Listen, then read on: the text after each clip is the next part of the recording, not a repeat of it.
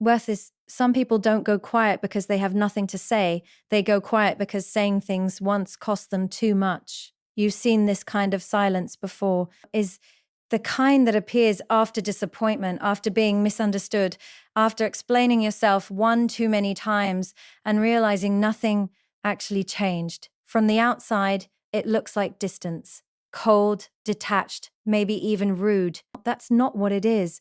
This silence is protection. One, silence is not emptiness, it's self defense. When someone goes quiet after being hurt, most people assume they don't care anymore, but the truth is the opposite. They care so deeply that they no longer feel safe expressing it. At some point in their life, they learned a painful lesson. Speaking up doesn't fix things, it makes things worse. Maybe they were ignored, maybe they were mocked, maybe their feelings were dismissed or turned against them, so their mind made a decision. Staying quiet hurts less than trying again, and over time, silence became their shield. Research shows that many people who withdraw emotionally do so because expressing distress was once punished or ignored, making silence feel safer. Two, they didn't choose silence. It chose them. Most people think silence is a strategy. D, it's not. It's a pattern, a response wired into the nervous system. When emotions become overwhelming, the brain doesn't always fight. It doesn't always argue. Sometimes it shuts down. Psychologists call this emotional flooding. When someone becomes so overwhelmed that they physically cannot respond, they're not ignoring you, they're overloaded, and silence becomes the only way to cope. 3. The childhood blueprint. This behavior rarely starts in adulthood. It starts early. Think about a child who expresses sadness but gets told to stop being dramatic, or a child who opens up but gets ignored, or worse, punished. That child learns something powerful. Showing emotions is unsafe, and they carry that lesson into adulthood. Even if their current relationships are healthy, their nervous system still remembers the past. So when they get hurt, they don't speak, they disappear into silence. 4. Silence is not always passive aggression. Let's clear something up. Not all silence is manipulation. Yes, some people use silence to control others, but many don't. There's a huge difference between weaponized silence, used to punish protective silence, used to survive. People who go quiet when they're hurt are often not trying to hurt you. They're trying to protect themselves from feeling worse. As one psychological insight puts it, silence is often a refuge to keep emotional energy intact. 5. They feel everything just internally. Here's the part most people don't understand. Quiet people don't feel less, they feel more. They just process it differently. Instead of expressing emotions outwardly, they turn inward. They replay conversations in their head. They analyze every detail. They try to make sense of what happened alone. To you, it looks like they've moved on, but inside they're still there, still feeling, still thinking, still hurting. 6. They've learned that words don't change anything. At some point, they tried. They explained how they felt. They communicated clearly. They gave people chances, and nothing changed. So they stopped trying, not because they gave up on people, but because they gave up on being heard. And when someone believes their voice doesn't matter, silence becomes the only logical choice. 7. Silence feels safer than vulnerability for these individuals. Vulnerability is not freedom, it's risk. Every time they opened up in the past, something went wrong. So now they avoid that risk entirely, because in their experience, talking leads to conflict, explaining leads to misunderstanding, being honest leads to pain. So they choose silence, not because it's better, but because it's predictable. 8. The cost of staying quiet. Silence protects, but it also isolates. When someone keeps everything inside, those emotions don't disappear. They stay, they build, they loop in the mind over and over again, and over time, that internal pressure becomes exhausting. Studies suggest that when emotions aren't expressed, the brain keeps cycling them internally, which drains mental energy. So while silence feels safe, it also keeps them alone. 9. Why it's hard for them to open up again, even when they meet someone safe, someone patient, someone who genuinely cares. It's still hard because their silence isn't a choice anymore. It's automatic. Their brain has learned, don't risk it. And unlearning that takes time. Trust doesn't come from words, it comes from consistency, from being heard without judgment, from feeling safe again and again. 10. What they actually need: people who go quiet when they're hurt don't need pressure. They don't need demands. They don't need demands. They don't need demands. What they need is space without abandonment, presence without pressure, and most importantly, they need to feel that their voice matters because deep down they still want to speak. They just don't believe it will change anything. Final message. So, the next time someone goes quiet, don't assume they don't care. Don't assume they're cold. Don't assume they're trying to hurt you. Understand this. They may just be protecting a part of themselves that was hurt too many times before. Their silence is not rejection, it's memory. And sometimes the quietest people are the ones who have the most to say. But here's something most people never realize: silence doesn't just protect them from others, it slowly disconnects them from themselves. 11. When silence becomes identity at first, silence is just a reaction, a way to cope, a way to survive. But over time, it becomes who they are. They become the quiet one, the calm one, the one who never complains. And people start expecting that version of them. So even when they want to speak, they don't, because now breaking that silence feels unnatural. It feels like stepping out of a role they've been playing for years. And the longer they stay in that role, the harder it becomes to leave it.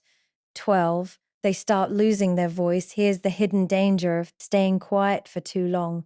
You forget how to express yourself, not physically, but emotionally. You feel something deeply, but you can't find the words. You want to explain, but your mind goes blank because you're not used to being heard. Psychology shows that when emotions are repeatedly suppressed, people can struggle to even identify and express what they feel clearly. So they stay silent, not because they don't want to talk, but because they don't know how anymore. 13. Silence creates misunderstanding, and this is where things get complicated. Because while silence protects them, it confuses everyone else. People start thinking they don't care, they're ignoring me, they've moved on. But none of that is true. In reality, they're still hurt. They're just hurting in a way you can't see. And this misunderstanding creates distance, not because they want it, but because silence makes it unavoidable. 14. The more they stay quiet, the more alone they feel. Silence can feel safe in the moment, but over time, it becomes lonely because connection requires expression. And when someone doesn't express, they don't get understood, they don't get comfort, they don't get support. So they carry everything alone, and slowly they start believing no one would understand anyway. This is how silence turns into isolation. 15. They often wish someone would notice. Here's the truth they rarely say out loud. They don't want to be silent forever. They want someone to notice, not aggressively, not forcefully, but gently. They want someone who sees the change in their tone, the shorter replies, the distance, and instead of pushing, just says, I know something's wrong. I'm here when you're ready. Because deep down, they're waiting for a safe moment, a safe person, a safe space. 16. What happens when you push them too hard? This is where most people make a mistake. They see the silence and they try to break it fast. They demand answers. They pressure them to talk. They get frustrated, but pressure does the opposite of what you think. It pushes them further away. Because now silence isn't just protection from pain, it's protection from pressure too. And when someone feels forced to speak, they shut down even more. 17. Silence is often emotional overload sometimes. It's not even about the past, it's about the moment. Their emotions are too intense, too overwhelming, too fast, and their brain goes into survival mode, not fight, not argue, just pause, because when emotions flood the system, the brain can literally struggle to process and respond. So they go quiet, not because they don't have something to say, but because everything feels too much at once. 18, the turning point. When silence breaks, here's the powerful part. Silence is not permanent, but it only changes under one condition: safety, not forced conversations, not arguments, not ultimatums, just consistent, calm safety. When someone feels, I can speak and nothing bad will happen, that's when things begin to shift slowly. At first, it's small, a sentence, a feeling, a truth. And if that moment is received with understanding, something inside them starts to open again. 19. Learning to speak again for someone who's used to silence. Speaking up feels unnatural, even scary. It feels like standing exposed, like risking everything again. But healing begins when they realize not everyone will hurt them, not every conversation will go wrong, and their voice actually matters. That's when silence stops being their only option. Is 20. Final message, stronger ending for attention. So if someone in your life goes quiet when they're hurt, don't rush to judge them. Don't assume the worst. And most importantly, don't take their silence personally, because most of the time, it has nothing to do with you.